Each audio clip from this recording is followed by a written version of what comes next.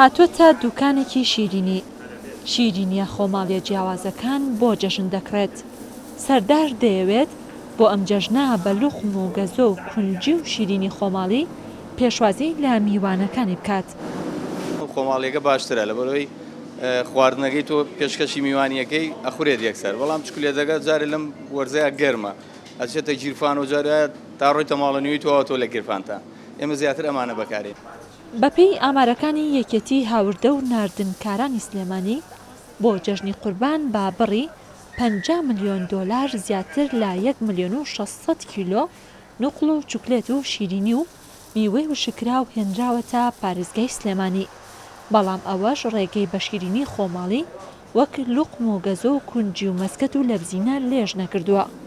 بە جۆرێک کە وەستا فەرمان و وەستا ئاکۆ ڕۆژانە 200 بۆ 400 کیلۆ شیرینی بەرهەم دەهێنن و لە جەژن و بۆنەکانیشدا قەبارەکەی 3 هێندە زیاتر دەبێت. ڕووی بەرهەمەوە ڕۆژانش مەسەلەن ڕۆژی وایە 200 کیلۆ 300 کیلۆ 400 تەڵەبیاتی بازار و شەکراوە. ئێمە زیاتر بڵین ئیشی بازاری عەسری مانەیە جوملەی زۆرمانی هەموو ڕۆژە دروستیەکەین بەتایبەت لە کاتی بۆنەکانە بڵێن جەژن و هەمانە زیاتر بەرهەمەکان زۆرترە بن. وڵی بزڵبتە نازان بەس ینی دوو ئەوەنەسی ئەوەنە بەتاکی زیاگە لەگەڵ ڕۆژانی سادە و احتیاجیە. پێشکەوتنی تەکنەلۆژیا و ئامێرە کارەباییەکان لە نێو کارگەکانی بەرهەمهێنانی شیرینیدا خواستەکانی لەسەر شیرینی کەم نەکردوێتەوە.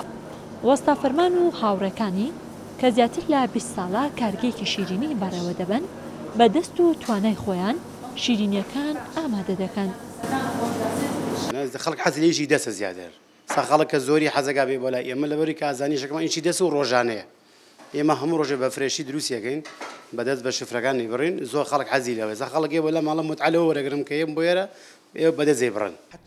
بەڕێوەبەری چاودێری بازرگانیی سلێمانیش تیشک دەخاتە سەر ئەوەی کە تەنها لە ناوخۆدا خواز لەسەر شیرینیە خۆماڵیەکان نییە، بەڵکو هەناردەی دەرەوەش دەکرێت.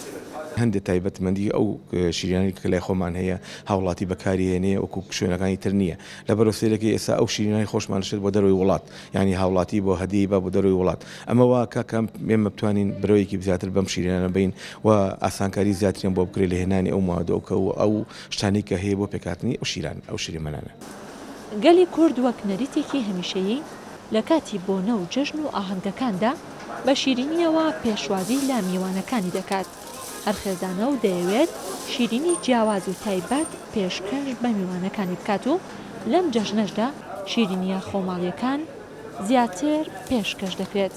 ڕێزان محەممەد، کورسات نیوز، سلێمانی.